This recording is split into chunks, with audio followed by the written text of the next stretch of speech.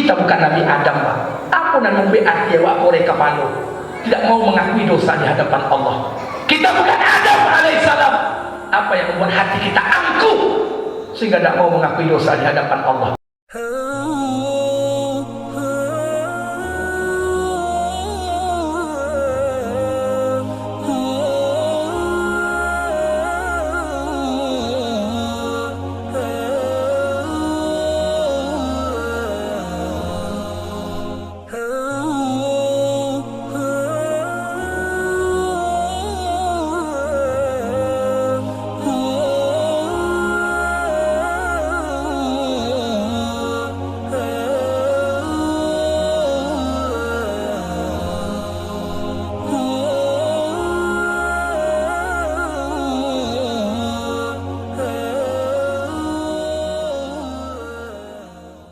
wa zurina wa maulana Muhammad wa ala ali Muhammad.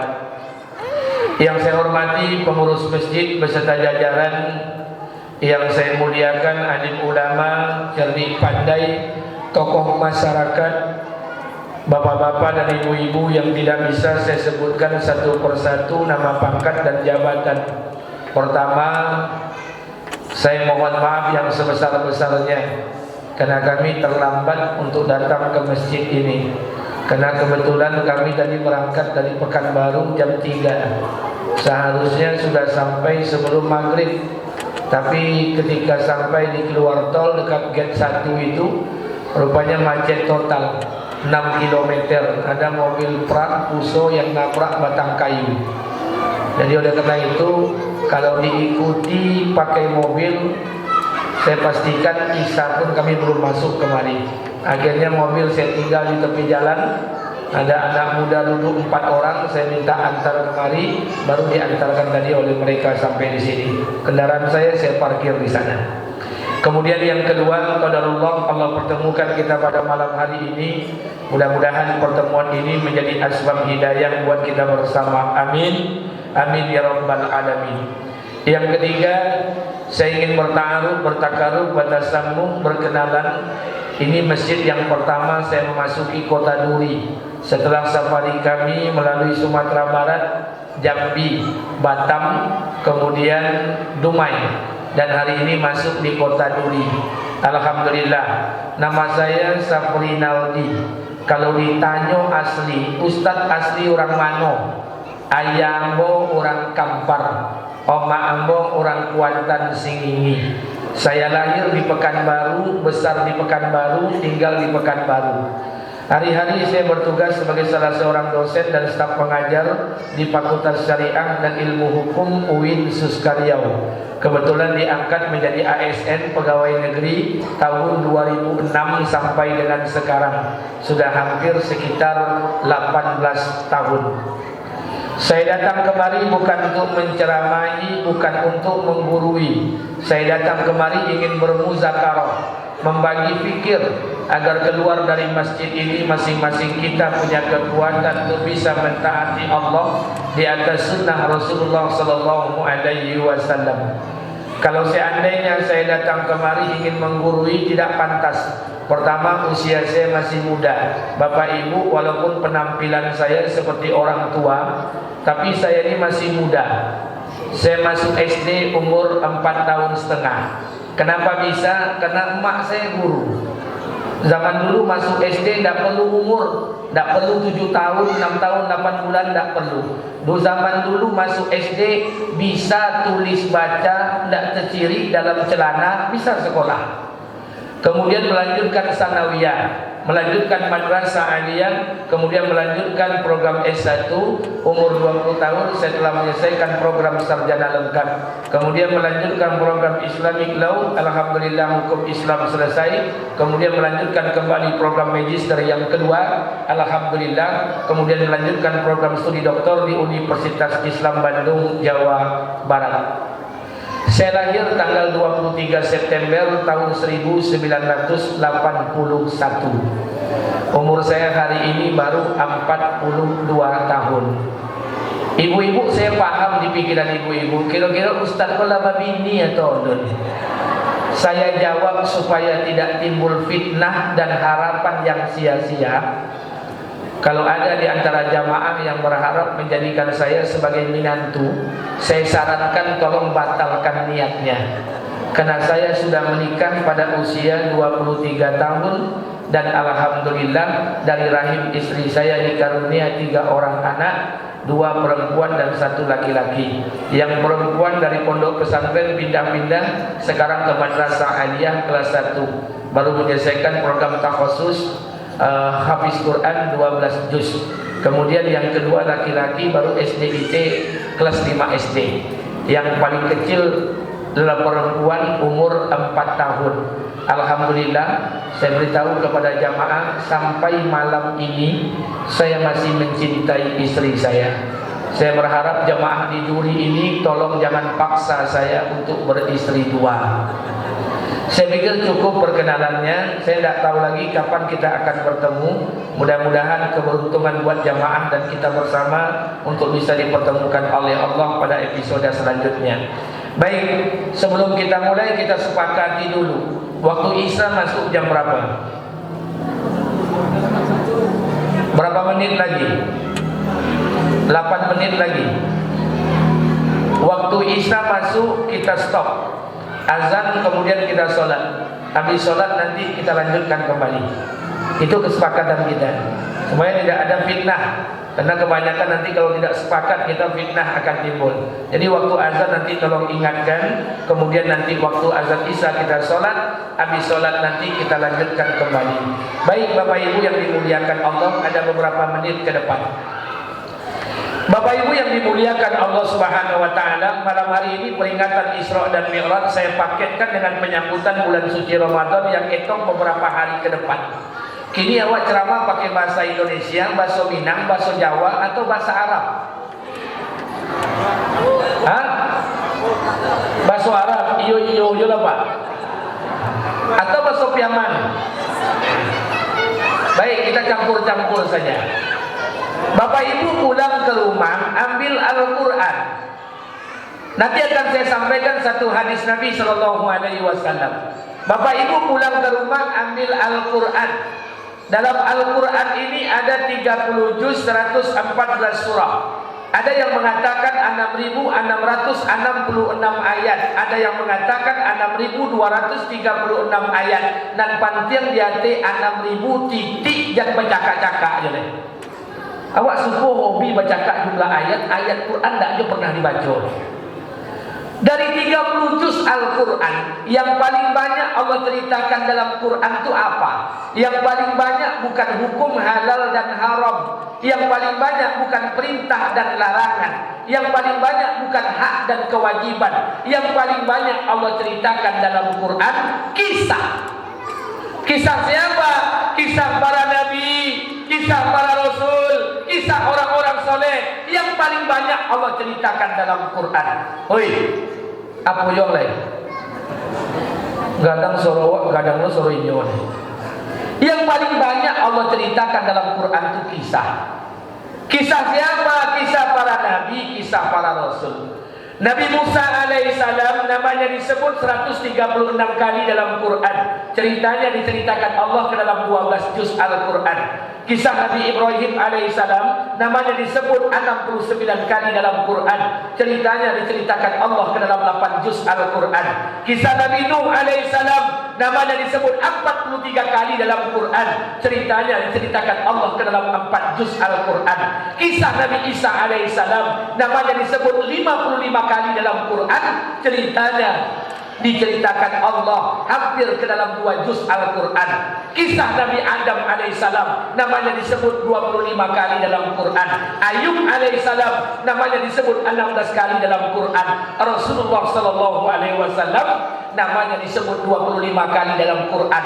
4 kali Allah menyebut dengan nama Muhammad. 1 kali dipanggil dengan nama Ahmad. 1 kali Allah menyebutnya bi'abdihi. Kemudian Allah berulang-ulang kali menyebut dengan ya ayyuhan nabi, ya ayyuhan rasul. Kisahnya diceritakan Allah hampir ke dalam setiap surah dalam Al-Quran. Ada orang tanya, kenapa kisah itu paling banyak Allah ceritakan dalam Quran? Bapak Ibu sholat 5 waktu sehari semalam, jumlah rakaatnya 17 rakaat. Setiap rakaat kita baca satu surah, nama surahnya Al-Fatihah. Surah Al-Fatihah rukun sholat. Kalau ada bapak sholat tidak baca surah Al-Fatihah, maka sholat bapak tidak akan diterima oleh Allah. Sama seperti perempuan hamil gugur kandungan sebelum melahirkan. Dalam surah Al-Fatihah ada ayat yang kita baca. Apa yang kita baca? Ihdinas siratal mustaqim, siratal ladzina an'amta alaihim. Ya Allah, tunjukilah kami jalan orang-orang yang lurus sebagaimana jalan orang-orang yang telah Engkau berikan nikmat. Jalan orang lurus, jalan orang yang diberikan nikmat itu jalan siapa? Bukan jalan camat, bukan jalan lurah, bukan jalan RT, bukan jalan ketua masjid, apalagi jalan caleg, bukan. Jalan yang lurus itu jalan mana? 4 saja kata Allah. Jalan orang yang lurus yang diberikan nikmat. 1. Minan nabiyyin, jalannya para nabi, jalannya para rasul. Ikutilah jalan mereka.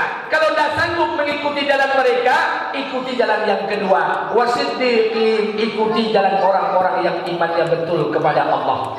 Kalau tidak sanggup mengikuti jalan mereka, ikuti jalan yang ketiga. Wasuhada, ikuti jalan orang-orang yang mengorbankan harta dan dirinya untuk agama. Kalau tidak juga sanggup mengikuti jalan mereka, ikuti jalan yang keempat. Wasolihin, ikuti jalan orang-orang yang soleh, yang tidak bermaksiat kepada Allah. Sekarang bagaimana kita akan mengikuti jejak para nabi dan para rasul sementara kita tak paham dengan kisahnya? Makanya Isra dan Mi'raj salah satu kisah yang akan kita ceritakan dalam Al-Quran. 1. Ini belum ceramah Pak, ini pengantar baru, biar kita paham dulu.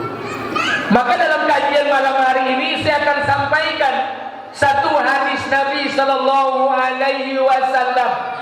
Kita paketkan nanti dengan Isra dan Mi'raj serta penyambutan bulan suci Ramadan.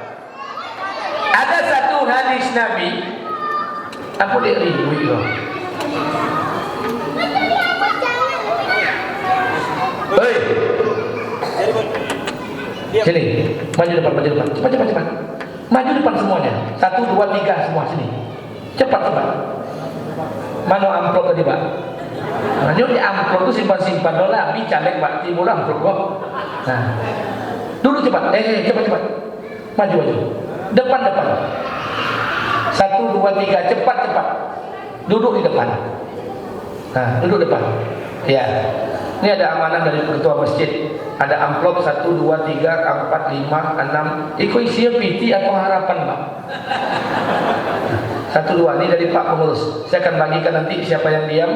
Saya berikan pertanyaan, saya bagikan. Ini uangnya saya titip di sini. Berapa isinya Pak? 200.000 satu amplop. Nah, 200.000 kata Pak pengurus. Baik.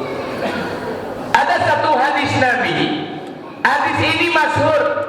Hadis ini dikenal di kalangan para ulama. Bukan hanya para ulama, para dai, para ustadz, para ustazah, bahkan di antara masyarakat jamaah pun mengenal ini hadis. Apa hadisnya? Hadis yang terkait dengan doa malaikat Jibril alaihissalam yang diaminkan oleh Rasulullah sallallahu alaihi wasallam. Jadi ada malaikat Jibril berdoa, kemudian diaminkan oleh Rasulullah sallallahu alaihi wasallam. Tapi lucunya, hadis ini sampai di tengah-tengah masyarakat. Hadis ini berubah arti. Hadis ini berubah makna. Sampai-sampai di tengah masyarakat ada orang mengatakan, Pak Ustadz, ada malaikat Jibril berdoa, jangan terima ibadah puasa seseorang seandainya satu orang istri belum minta maaf dengan suaminya. Ada lagi yang mengatakan, Pak Ustadz, malaikat Jibril berdoa, jangan terima ibadah puasa seseorang sebelum satu orang anak minta maaf dengan orang tuanya. Ada lagi orang mengatakan, Pak Ustadz, malaikat Jibril berdoa, jangan terima ibadah puasa seseorang sebelum satu orang dengan orang lain saling memaafkan. Maaf, saya mau luruskan buat kita bersama. Hadis yang terkait dengan doa malaikat Jibril yang diaminkan oleh Rasulullah, seperti yang saya katakan, artinya seperti tadi, tidak ditemukan dalam kitab hadis. Status hadisnya maudhu, palsu. Mulai sekarang jangan diriwayatkan lagi. Lantas yang mana hadisnya? Ini yang mau saya bacakan. Bismillahirrahmanirrahim. An Ka'ab bin Ujrah radhiyallahu anhu Nabi sallallahu alaihi wasallam. dari Ka'ab bin Ujrah radhiyallahu an, Rasulullah sallallahu alaihi wasallam bersabda, "Uhdurul mimbar fahadarna." Nabi perintahkan, sahabat, dekat mimbar. Semua sahabat mendekati mimbar. Falam martaqa darajatan qala amin. Ketika Nabi menaiki tangga mimbar yang pertama, Bapak Ibu pergi umroh, ada kuburan Nabi, makam Nabi, Raudhah, mimbar Nabi. Coba lihat mimbar Nabi. Mimbar Nabi itu ada tangga, tangga 1, tangga 2, tangga 3. Falam martaqa darajatan qala amin. Ketika Nabi menaiki tangga mimbar yang pertama, Nabi berkata amin. Falam martaqa darajatan tsaniyah qala amin. Ketika Nabi menaiki tangga mimbar yang kedua, Nabi berkata amin. Falam martaqa darajatan tsalitsah qala amin. Ketika Nabi menaiki tangga mimbar yang ketiga, Nabi berkata amin. Falamma nazala, kemudian Nabi turun dari mimbarnya. Sahabat tanya, apa kata sahabat? Sudah masuk? Alhamdulillah. Baik, waktu Isya sudah masuk. Kita lanjutkan nanti pembacaan hadis ini. Bapak Ibu yang mau duduk, silakan duduk, ikuti kajian. Yang mau pulang, saya juga tidak bisa maksa. Baik, lebih kurang saya mohon maaf. Subhanakallah wa bihamdika, asyhadu an la ilaha illa anta, astaghfiruka wa atubu ilaik. Assalamualaikum warahmatullahi wabarakatuh. Assalamualaikum warahmatullahi wabarakatuh. Baik, terakhir tadi sampai di mana? Hadis Nabi yang terkait dengan doa malaikat Jibril alaihi salam. Nanti saja kuenya, Pak. Nanti. Tadi saya duduk tak dikasih kue lagi. Kok baru dia kasih kue? Parwi awak sama-sama ditak ini, Pak. Beko-beko. Nyo kadang-kadang setan tu berubah jadi semangkonya. Sama-sama. Kita tidak lama. Sampai jam 9 selesai kita makan. Tadi saya diajak makan tak sempat. Nanti habis acara ini insya Allah saya sempatkan untuk makan. Baik. Hadis Nabi yang terkait dengan doa malaikat Jibril alaihi salam. Bismillahirrahmanirrahim. An Ka'ab bin Ujrah radhiyallahu anhu Nabi sallallahu alaihi wasallam. Dari Ka'ab bin Ujrah radhiyallahu anhu Rasulullah sallallahu alaihi wasallam bersabda, "Ugdurul mimbar fahadarna." Nabi perintahkan pada sahabat, sahabat, dekat mimbar. Seluruh sahabat mendekati mimbar. Falam martaqa darajatan qala amin. Ketika Nabi menaiki tangga mimbar yang pertama, Nabi berkata amin. Falam martaqa darajatan tsaniyah qala amin. Ketika Nabi menaiki tangga mimbar yang kedua, Nabi berkata amin. Falam martaqa darajatan tsalitsah qala amin. Ketika Nabi menaiki tangga mimbar yang ketiga, Nabi berkata amin. Falamma nazala, kemudian Nabi turun dari mimbarnya. Sahabat tanya, apa kata sahabat? Heran. Laqad sami'na minka yawma say'a ma kunna nasma'uhu. Sungguh kami pada hari ini, kata sahabat, mendengar sesuatu yang tak pernah kami dengar sebelumnya. Apa yang didengar sahabat? Sahabat mendengar Nabi berkata amin, amin, amin sebanyak 3 kali. Sementara sahabat Nabi tidak melihat lawan bicara Nabi. Apa kata Rasulullah? Qala inna Jibril alaihi salam aradani. Kemudian Nabi berkata, ketika aku menaiki mimbarku, malaikat Jibril berada di hadapanku dan berdoa. Karena itulah aku mengaminkan doa malaikat Jibril alaihi salam. Sampai di sana sanadnya sama. Lantas apa doa malaikat Jibril? Yang berdoa Jibril, yang mengaminkan Rasulullah, yang berdoa pimpinan para malaikat Ruhul Qudus Jibril alaihissalam, yang mengaminkan pimpinan al-anbiya wal mursalin. Ada tidak doa yang lebih mustajab dibandingkan doa mereka? Yang berdoa Jibril, yang mengaminkan Rasulullah sallallahu alaihi wasallam. Pertanyaannya, apa doa malaikat Jibril? 3. Saya akan coba selesaikan 3. Tapi kalau tidak selesai 3, selesai 1, berarti yang mau berhutang boleh. Kapan boleh lagi akan saya terangkan? Kapan diundang? Tidak pakai amplop, tidak lah, tidak ada masalah. Saya coba selesaikan 3. Kalau tidak bisa, 1 kita selesaikan insya Allah. Baik. Apa doa malaikat Jibril yang pertama? Doa malaikat Jibril yang pertama, ba'uda man adraka Ramadan falam yukfar lahu. Celaka orang yang ketemu Ramadan, basuh Ramadan, basobok Ramadan, ikut puasa Ramadan, ikut tarawih, ikut witir, ikut sahur, falam yukfar lahu, tapi dia tak dapat ampunan dari Allah. Celaka, diaminkan oleh Rasulullah sallallahu alaihi wasallam. Kenapa orang yang ketemu pada bulan penuh ampunan nanti Ramadan tapi dia tak dapat ampunan dari Allah? Salah satunya pertama, kata ulama dalam Imam Al-Ghazali dalam kitabnya Ihya Ulumuddin mengatakan, orang yang berbuat dosa di luar Ramadan ketika dia masuk pada bulan Ramadan, dosa itu tidak dia tinggalkan. Falam yukfar lahu, dia tak akan dapat ampunan dari Allah. Yang kedua, kenapa orang tak dapat ampunan ketika Ramadan datang kepadanya? Orang yang menyambut Ramadan tidak dengan keimanan yang betul. Jadi puasa ini mesti dengan keimanan. Isra dan Mi'raj pun terjadi bukan perkara logika, karena akal ketika itu tidak bisa menangkapnya. Isra dan Mi'raj adalah peristiwa keimanan. Yang menangkap Isra itu Pak hanya iman. Tidak bisa logika, sampai hari ini tak bisa logika menerimanya. Subhanallazi asra bi 'abdihi laila minal masjidil harami ilal masjidil aqsa. Maha suci Allah yang memperjalankan hambanya. Siapa hambanya? Muhammad. Siapa yang memperjalankan? Allah. Dari mana diperjalankan? Masjidil Haram ke Masjidil Aqsa. Pak, Bu, maaf saya ingatkan, ini Masjidil Haram ke Masjidil Aqsa, bukan Masjidil Haram ke Masjid Nabawi. Kalau Masjidil Haram ke Masjid Nabawi, Mekah Madinah, itu jaraknya 480 km.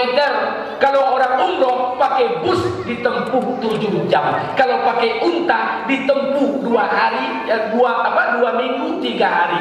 Kalau jalan kaki ditempuh 4 minggu 5 hari. Kalau tidak percaya, subuh lah. Ini bukan Mekah Madinah, Pak. Ini Masjidil Haram dengan Masjidil Aqsa. Aqsa itu di kawasan Sam. Berapa jaraknya? Saya tidak pernah ke Masjidil Aqsa, tidak pernah. Saya lebih kalau ke Masjidil Haram sering. Hampir 2013 saya umroh, 2014 umroh, 2015 umroh, 2016 umroh.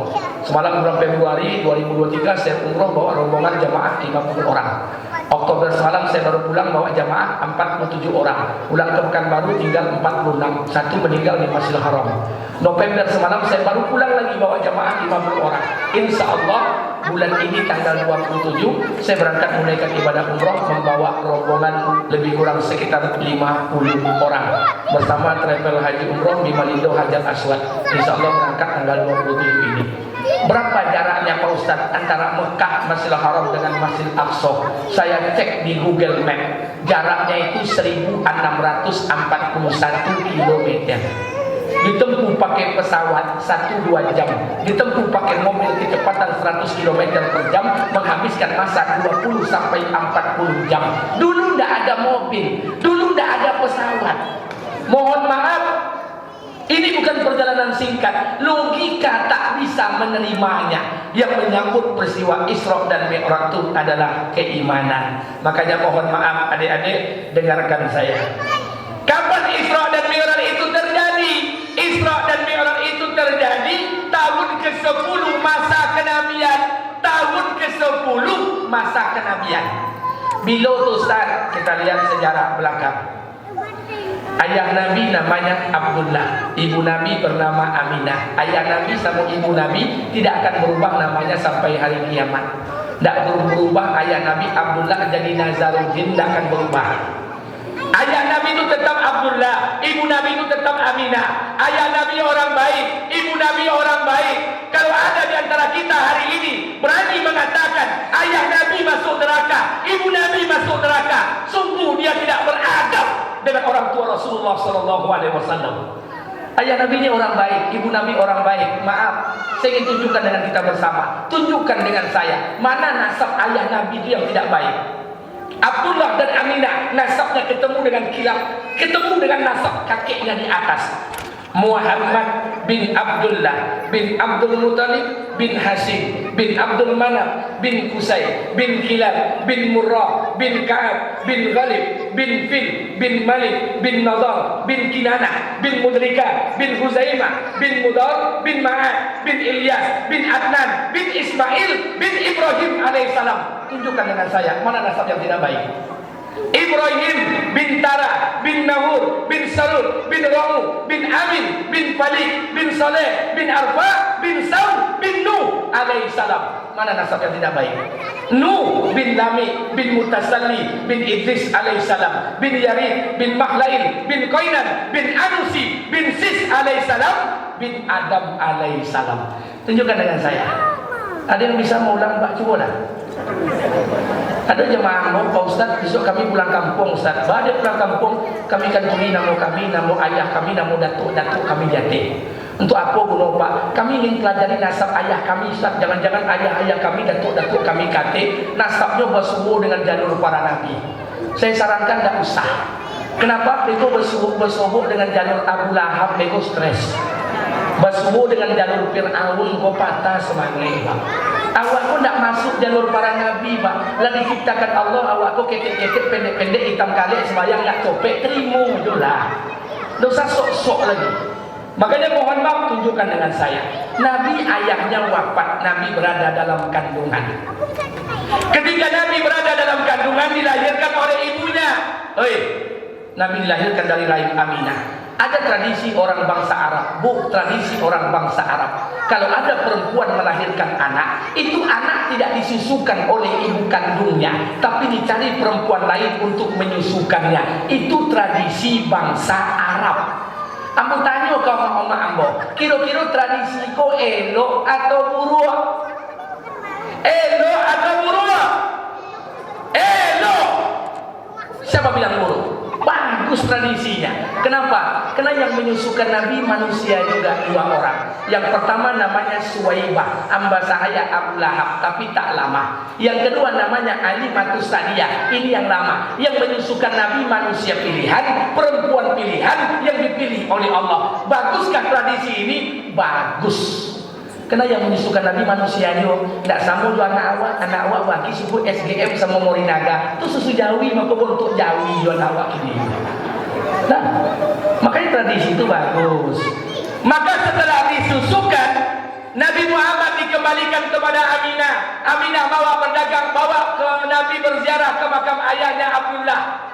Pulang berziarah, Aminah sakit meninggal dunia. Nabi pun dipelihara oleh kakeknya bernama Abdul Muthalib. Tapi tak lama kakeknya pun meninggal dunia. Kemudian Nabi dipelihara oleh Abu Thalib pamannya. Ada orang tanya dengan saya, kenapa mesti Abu Thalib yang memelihara Nabi? Bukankah paman Nabi banyak? Abbas paman Nabi, Hamzah paman Nabi, Abu Lahab paman Nabi. Kenapa mesti Abu Thalib yang memelihara Nabi? Ini saya jelaskan. Kakek Nabi punya 4 orang istri. Jadi bayangkan orang-orang dulu itu Pak, ompek bininya Pak. Jadi rupanya syarat menjadi orang soleh itu Pak, nampaknya mesti ampek bininya Pak. Jadi kalau aku cie bininya tidak usah sok-sok ngaku soleh. Saya baca WA teman saya, kalau istri ampek itu namanya Superman. Kalau bini 3 itu namanya gentleman. Kalau bini 2 itu namanya real man. Kalau bini cie, cemen. Kalau tidak berbini, no comment. Jadi rupanya Abdul Muthalib itu bininya ampek. Istri yang pertama lahir anak Abdullah, Abu Talib, Atika, Ruqayyah dan lain-lain. Istri kedua lahir Abbas dan lain-lain. Istri ketiga lahir Hamzah dan lain-lain. Istri keempat lahir Lubna, dailah Abu Lahab. Makanya mohon maaf, Abdul Muthalib punya istri 4, punya anak 16, 10 jantan, 6 batino. Yang seayah seoma Abdullah dan Abu Thalib. Abbas, Hamzah, Abu Lahab seayah tapi tak seibu. Makanya Nabi dipelihara oleh Abu Thalib. Tapi tak lama Abu Thalib bawa Nabi berdagang sampai ke negeri Syam. Akhirnya berjumpa dengan saudagar kaya, perempuan kaya, janda kaya. Janda itu bernama Khadijatul Kubra radhiyallahu anha, dan Nabi menikah dengannya. Maaf Pak, Khadijah itu orang kaya. Bapak pergi ke kota Mekah, sepertiga kota Khadijah itu punya Khadijah. Sepertiga kota Mekah itu punya Khadijah. Orang kaya. Bahkan sejarah mencatat kalau harta Khadijah, uangnya itu dinarnya, dirhamnya dikumpulkan dibelikan barang dagangan, dinaikkan ke atas unta, disusun unta itu dari kota Mekah menuju kota Madinah, unta itu tak terputus susunannya. Itu saking kayanya Khadijah. Jadi Nabi menikah dengan Khadijah janda kaya. Jadi kalau ada bapak-bapak menikah dengan janda kaya, sunnah Nabi Muhammad sallallahu alaihi wasallam. Janda kayu ya, bukan janda bangse. 2. Setelah itu Nabi menikah, perjuangan dakwah. Orang yang selama ini membackup Nabi, Khadijah meninggal. Orang yang selama ini melindungi Nabi, Abu Talib wafat. Kemudian Nabi dakwah di kota Mekah, dakwah Nabi tak diterima. Akhirnya Nabi dakwah ke kota Taif, 100 km dari Masjidil Haram, untuk menemui Bani Saqif. Tapi apa yang terjadi di Taif? Dakwah Nabi tak diterima. Nabi pun dilempar oleh batu dan kotoran unta oleh orang-orang Taif. Atas 3 peristiwa inilah tahun itu dianggap tahun kesedihan. Nabi diperjalankan oleh Allah Isra dan Mi'raj. Itu sejarahnya Pak, tidak akan pernah berubah. 1. 2. Isra dan Mi'raj ini yang menjawab keimanan. Kenapa? Keimanan yang betul kepada Allah. Dan ini juga menjadi modal kita untuk masuk dalam bulan suci Ramadan. Makanya mohon maaf Pak, tidak ada keimanan kita yang akan diterima Allah apabila keimanan itu tidak melalui satu pintu. Pintu itu diberi nama pintu taubatun nasuha. Kita belajar setiap kita di Sya'ban ini untuk bertaubat kepada Allah. Bapak Ibu, saya tidak melarang Bapak Ibu puasa nisfu Sya'ban, boleh. Mau puasa sunat lainnya boleh. Tapi yang paling penting di bulan Sya'ban ini minta ampunan kepada Allah. Karena tidak ada keimanan melewati satu pintu kecuali pintu itu di antara salah satunya adalah pintu taubatun nasuha. Minta ampun kepada Allah. Berapa banyak dosa yang kita lakukan? Berapa banyak orang yang kita bohongi? Berapa banyak orang yang kita dustakan? Berapa banyak tanah orang yang kita ambil? Berapa banyak hak orang yang kita rampas? Berapa banyak ujub, merasa paling baik, merasa paling soleh, merasa paling alim, merasa paling hebat, merasa paling kaya, merasa paling berpengaruh, merasa paling indah bacaan Qur'annya, merasa paling banyak hafalan Qur'annya. Ujub, takabur, hasad, iri, dengki, sombong, bohong, dan munafik. Berapa banyak dosa yang kita lakukan? Bahkan di antara kita hari ini ada yang berbuat dosa tanpa sedikit pun perasaan takutnya kepada Allah. Falam yughfar lahu, kalau nanti takkan diampuni oleh Allah. Makanya di mana-mana saya sampaikan, Bapak Ibu dengarkan saya. Dosa yang kita lakukan bukan hanya level masyarakat, tapi juga di level birokrat. Bukan hanya di masyarakat rendahan, tapi juga ASN, aparatur sipil negara. Orang yang diberikan amanah jabatan oleh Allah. Eselon 1 kah dia, eselon 2 kah dia, eselon 3 kah dia, kepala desa kah dia, lurah kah dia, camat kah dia. Maaf, kalau kita mau jujur hari ini, kalau kita mau jujur di hati kita, berapa banyak SPPD fiktif yang kita tanda tangani tanpa perasaan takut kepada Allah. Uang haram itu kita bawa pulang ke rumah, kita suapkan ke mulut istri yang tak berdosa, kita masukkan ke mulut anak yang tak tahu apa-apa. Summa na'udzubillah falam yughfar lahu, kelentakan diampuni oleh Allah. Jadi tidak ada pilihan lain. Kita bertobat. Kau Ustaz, kau lain lo kare, ambo kare orang dia. Bapak kalau tidak suka kamu nak ngajak bertumbuk di luar, jadi yo. Tidak jadi honor amplop, tidak ada masalah. Saya dosen bang, PNS, gaji saya cukup bagi makan ampe bini dan 28 orang anak. Maka saya sampaikan buat kita bersama, saya tidak ada beban. Maka oleh karena itu kita minta ampun kepada Allah. Apakah kita saja yang minta ampun Pak Ustaz? Tidak. Para nabi-nabi terdahulu juga minta ampun pada Allah. Tidak awak juga minta ampun Pak. Jangan disangka kita saja yang berbuat dosa. Para nabi terdahulu juga berbuat dosa. Masa iya Ustaz Nabi berbuat dosa? Ya. Siapa bilang Nabi tidak berdosa? Yang maksum itu Rasulullah. Tapi pertanyaannya, apakah Rasulullah maksum ini tidak punya kesalahan? Punya. Tapi bedanya kalau Rasulullah salah, turun ayat membetulkan. Contoh, Nabi duduk, datang satu orang tua buta, sudah tua, namanya Abdullah Umi Maktum. Dia belum masuk Islam, tapi dia ingin masuk Islam. Apa katanya? Ya Muhammad, ajarkan aku Islam. Di saat yang sama, datang lagi pembesar kaum, kepala suku, nenek mama datang kepada Nabi. Apa katanya? Ya Muhammad, ajarkan kami Islam. Nabi berpikir, kalau diajar pajaci dan tua buto, inyo surang jon akan masuk Islam boleh. Tapi kalau diajar kepala suku nenek mama, bukan dia saja, satu suku kok masuk Islam. Nabi tinggalkan Abdullah Umi Maktum, kemudian Nabi ajarkan Islam kepada kepala suku nenek mama ini. Karena perkara ini turun ayat menegur Nabi. Apa ayatnya? Abasa wa tawalla. Hai Muhammad, orang yang berbuka masam.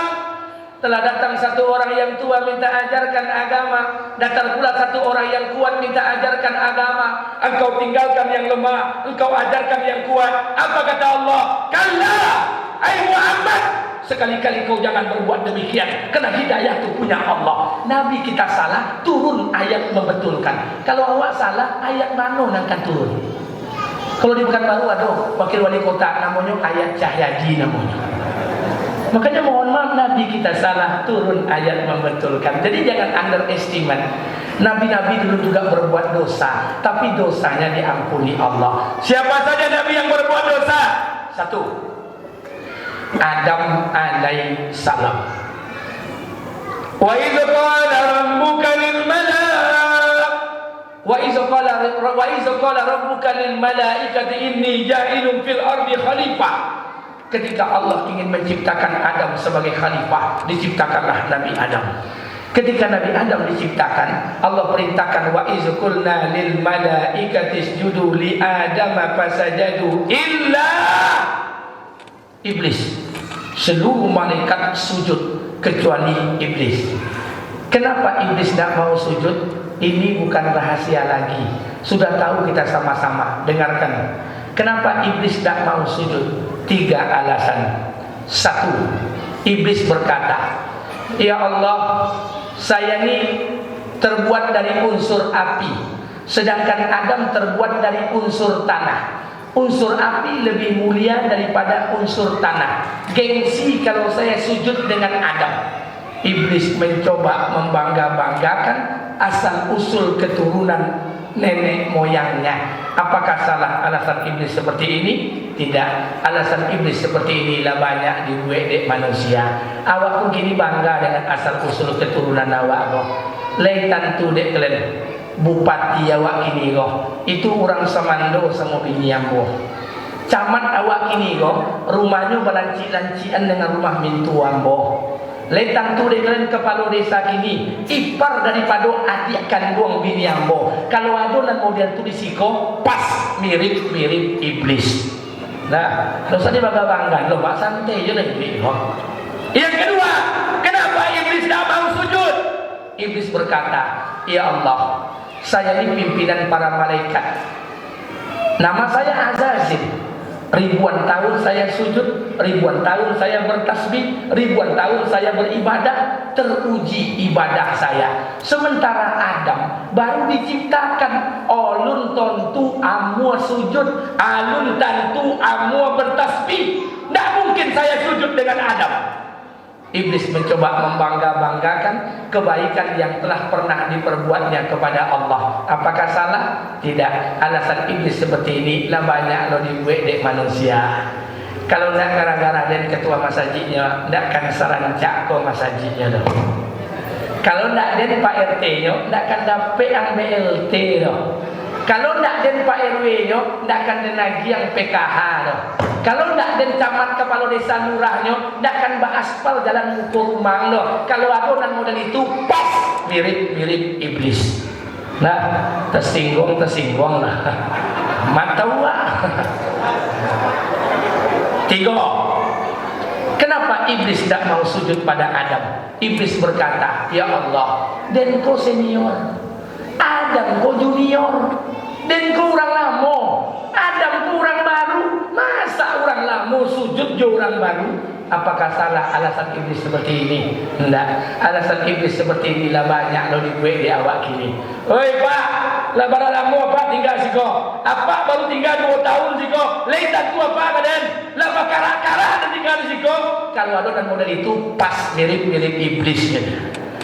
Makanya mohon maaf, 3 alasan inilah iblis terusir dari surga, tinggallah Nabi Adam berada dalam surga. Berapa lama Adam dalam surga? Cukup lama. Berapa lama? Cukup lama. Berapa tahun Pak Ustadz? Matawa. Karena tidak ada riwayat yang menjelaskan berapa lama Adam tinggal dalam surga. Ada riwayat mengatakan umur Nabi Adam 3000 tahun. Ada riwayat lain mengatakan Nabi Adam berumur 1900 tahun, belum termasuk umur di dalam surga. Makanya mohon maaf Bapak Ibu yang dimuliakan Allah, tinggallah Nabi Adam alaihissalam berada dalam surga. Untuk menemani Adam diciptakanlah Hawa.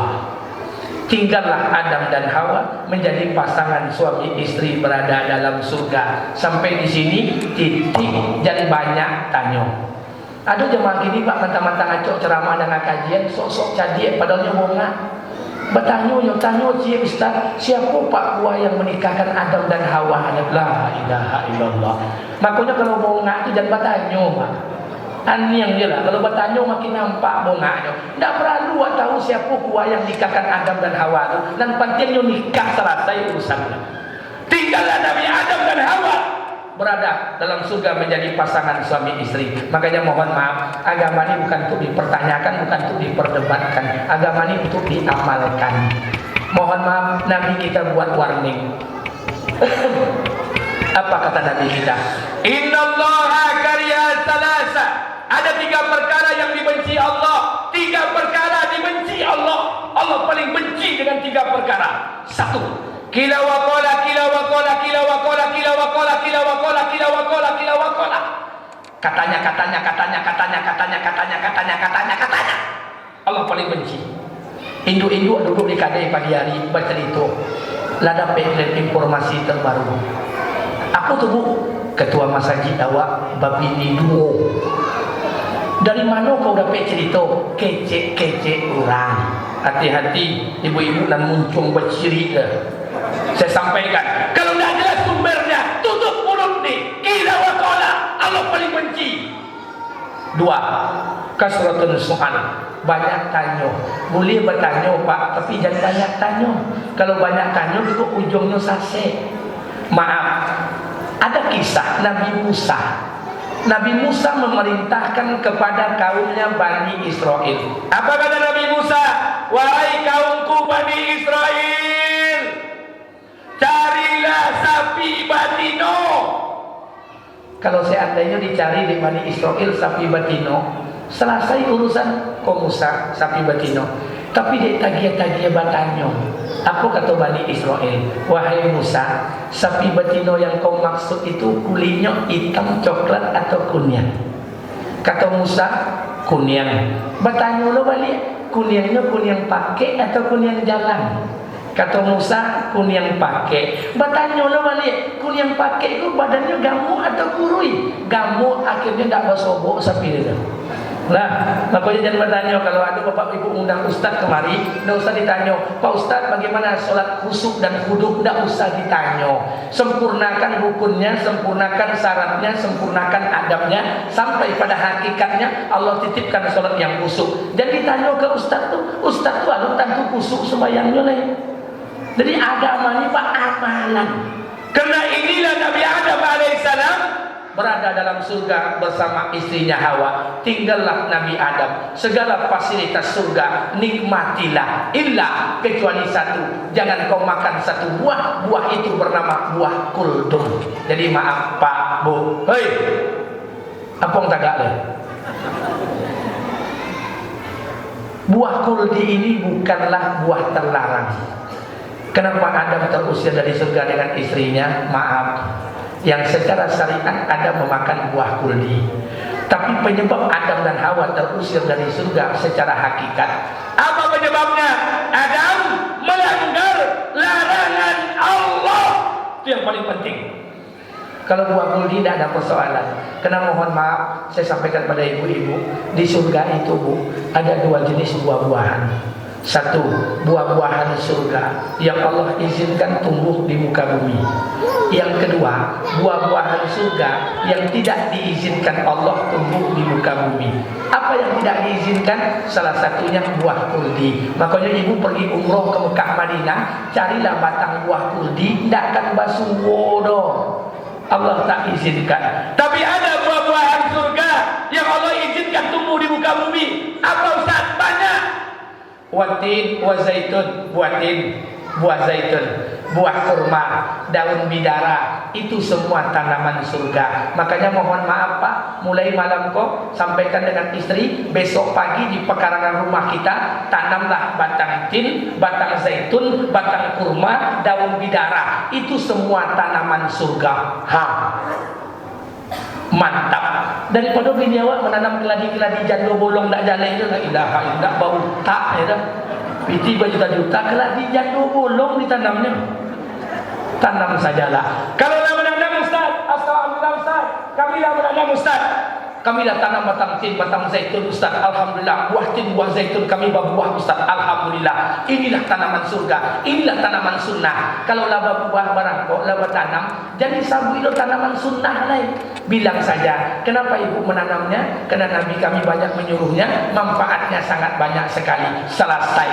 Jangan dibilang tanaman sunnah, jangan dibilang buah sunnah. Karena kalau dibilang buah sunnah, beko ada buah yang bid'ah. Beko ada tanaman yang bid'ah. Kalau buah tin, buah zaitun, buah kurma, itu dianggap buah-buahan sunnah. Berarti buah salak, buah durian, buah rambutan, buah duku, buah lansek, itu bid'ah. Batumbuh beko awak. Lah tanam je lah. Sama orang pakai janggut je Pak. Ambo pakai janggut, bapak nak berjanggut boleh. Tak berjanggut tak ada masalah. Kerana janggut kau bukan rukun sembahyang. Kalau bapak mau berjanggut boleh. Pak Ustaz, Nabi awak berjanggut. Iyo. Sahabat berjanggut. Iyo. Orang Arab berjanggut. Iyo. Orang Arab dengan awak beda. Orang Arab dengan kita ni beda. Orang Indonesia ni rasnya Mongolit. Mongolit itu mayoritas tidak berjanggut. Kalau ada orang berjanggut, tumbuhkanlah. Kalau yang tidak berjanggut, jangan dipaso-paso lo tumbuh. Selesai. Tu Pak Ustaz, mana Ustaz berjanggut? Maaf, ambo berjanggut kau Pak, tentu deh Bapak Ibu. Ambo berjanggut kau pertama sunnah Nabi. Abu Lahab, Abu Jahal, lebih lebih rambut janggut daripada janggut Ustaz lain. Okey lah, daripada baca kak lawak gara-gara Abu Lahab jo Abu Jahal. Tentu deh Bapak Ibu, ambo berjanggut kau mana? Ambo berjanggut kau, tentu deh Bapak Ibu, jago-jago. Apa yang dijago-jago? Jago-jago. Kalau besok di akhirat masuk surga, tiketnya pakai janggut, amampui kalau tidak berjanggut. Jago-jago, janggut deh. Jadi tak perlu berdebat sama dengan pakai jubah. Ustaz, ngapa Ustaz pakai jubah? Kenapa tidak pakai kemeja saja? Pakai celana, pakai jas kopiah hitam, ganteng Ustaz. Kalau model ikut bantu orang tua, bu, nan balik jubah bo bini ambo, nan menggosok bini ambo, dan menyuci bini ambo. Kenapa nak heboh bini orang lo? Jadi tidak usah kita ngatur urusan orang. Ibu boleh baca kitab mana saja, bapak boleh baca kitab mana saja. Makan Nabi itu, maaf, Nabi itu sunnahnya makan 3 jari. Bacalah kitab mana saja, itu Nabi itu sunnahnya makan 3 jari. Nabi makan 3 jari, sahabat makan 3 jari. Orang Arab pun sampai hari ini makan 3 jari. Kenapa? Wajar. Orang Arab tuh makanan pokoknya korma sama roti. Kalau awak makan 3 jari, makan soto, coba bakso, lotui, boleh tangan. Jadi kalau bapak makan 3 jari boleh, mau makan pakai sendok boleh, tidak usah berkelahi. Iku kadang-kadang dia janggut bercakap jamaah saya di Kubang, habis sembahyang maghrib bertumbuk. Dia apa? Gara-gara janggut. Woi janggut kambing ke manuang, dan cik lain anda berjanggut serupa anak anjing, apa tumbuk jadinya? Jadi tidak usah, kalau tidak paham ilmu janggut tidak usah bertumbuk. Mau pakai janggut pakai, tidak ada masalah. Baik, selesai. Maka terusirlah Nabi Adam alaihissalam dan Hawa. Kenapa terusir? Melanggar larangan Allah. Ada berbuat dosa, Hawa berbuat dosa, diturunkan, dipisahkan. Di mana turunnya Hawa? Hawa diturunkan di daerah Jeddah. Makanya Jeddah itu asal namanya Jeddatun. Nenek moyang kita dimakamkan di sana. Adam diturunkan di mana? Di dua tempat. Tempat yang pertama mengatakan Adam ini sejarah mencatat Adam diturunkan di daerah Sri Lanka. Ada yang nggak sampai ke situ, Pak? Ada yang nggak sampai ke situ? Alun. Pendapat yang kedua, Adam diturunkan di daerah Gujarat. Gujarat itu perbatasan dataran India. Ada yang nggak sampai ke situ? Anu jole la ilaha illallah. Pak, ambo bantu nyuburuknya Pak. Selero ambo luar negeri. 2003, 2006, 2009. Ambo jalan ke 9 negara di Asia. Singapura, Thailand, Malaysia, Laos, Myanmar, Vietnam, Kamboja, Sri Lanka. Kalau tidak kane di Karuna Petang, ambo jalan ke 7 negara di Eropa. Makanya mohon maaf kalau Bapak punya PT, ame banyak, oto banyak, rumah gadang, itu jalannya ke luar negeri baik. Iku bantu orang kayu, jalannya ke Pulau Cinta, Sungai Gelombang, ke Palu Bandang, kampungan. Sampai Jawi mandi, di situnya iki mandi. Bongah awak. Jalan ke luar negeri, biar kalian tahu tempat bersejarah itu. Makanya mohon maaf, jalan Adam diturunkan di daerah Gujarat, dataran India. Selama turun, Adam menengadahkan kepalanya ke langit manu. Dia sujud kepada Allah. Berapa lama Adam sujud kepada Allah?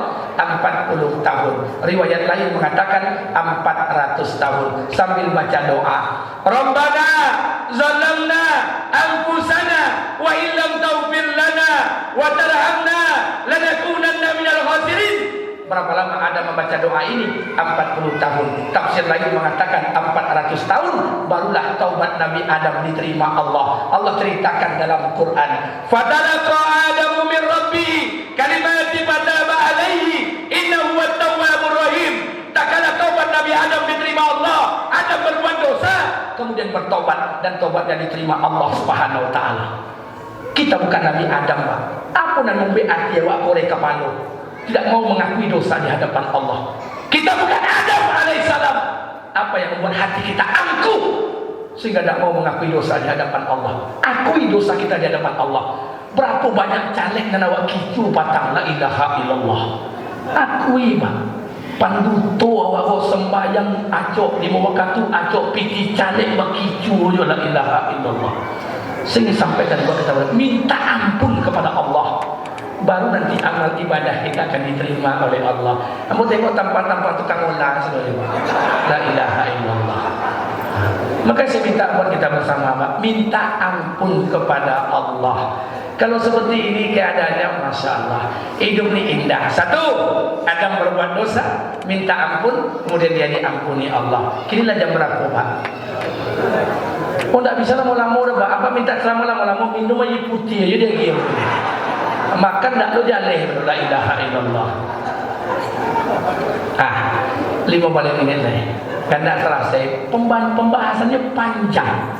Baik, kita lanjutkan sedikit saja. Nanti saya janji tadi pengurus bilang Ramadan disiapkan agenda, siapkan